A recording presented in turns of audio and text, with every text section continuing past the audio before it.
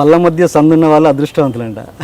అది చాలామంది విషయంలో జరిగింది. మరి మీరు అది నమ్ముతారా? అది అదృష్టవంతులే కానీ డాక్టర్లు అదృష్టం. ఎందుకంటే అది ఫిలప్ చేయడానికి వాడు ఎంతో బాధతాడు కదా. యాక్చువల్గా మన భారతీయ తత్వంలో ఒక తమాషా ఉంది. ఎలాగ పళ్ళ మంద సందు యాక్చువల్గా వికారంగా ఉంటుంది. ముఖ్యంగా ఆడపిల్లలకైతే మెల్లకన్ను వికారంగా ఉంటుంది, దొడ్డికాళ్ళు వికారంగా ఉంటాయి.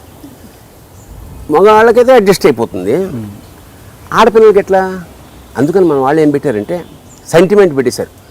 పళ్ళ మధ్య సంద అదృష్టం ఉంది, మెల్లకన్ను ఉందా పరమదృష్టం ఉంది, దొడ్డికాళ్ళు ఉందా పిల్లకి అదృష్టం ఉంటుంది. అంటే పెళ్ళికి ఇవి అడ్డు రాకూడదు అని ఒక అద్భుతమైన కాన్సెప్ట్ అండి.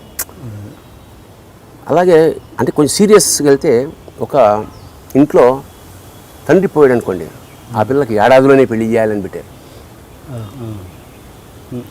తండ్రి పోతే మగపిల్లాడికి ఏడాది దాకా పెళ్లి చేయకూడదని పెట్టారు. సింపుల్ లాజిక్ ఏమిటి? తండ్రి పోయాక బాధ్యత తీసుకునేవాడు ఎవడు ఉండడు, పుణ్యం తొందరగా. అంటే వదిన ఎందుకు టైం కలిసిన కొద్దీ ఏం పెళ్ళి లే మన పిల్లలు లేరా అంటారు. అందుకని మంచిదని శుభం అని కలిసి వస్తుందని ముందు ఆడపిల్లని పంపించేస్తారు. కుర్రాడు పెళ్లి చేసుకుంటే ఇంకొక క్యారెక్టర్ ఎంటర్ అవుతుంది, అందుకని వదిన నాయన అన్నారు. సో అది ఒక గొప్ప భారతీయ దర్శనం అది. అంచేత ఇది కొంచెం సన్నగా ఉండేది. అయితే నాకు ఒక దురలవాటు ఏమిటంటే 5 పైసలు బిళ్ళ పెట్టి తిప్పుతుండేవాడు.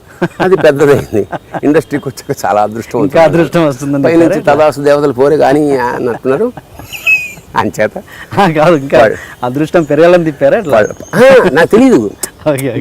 5 పైసలు ఆ గ్యాప్ ఉంది కదా, అది ప్రతి సందులో వేలెట్టడం అలవాటు చిన్నప్పటి నుంచి. ఇందులో పెట్టి ఎలా అంటుంటే అది పెరిగిపోయింది.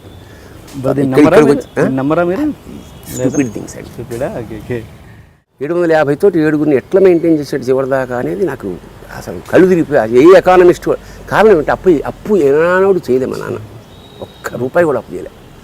అదే మాకు అబ్బింది. నేను కూడా ఎప్పుడు అప్పు చేయలే, ప్రాణావసరం వచ్చినా కూడా అప్పు చేయలే. ఒక సందర్భం చేయాల్సి వచ్చింది,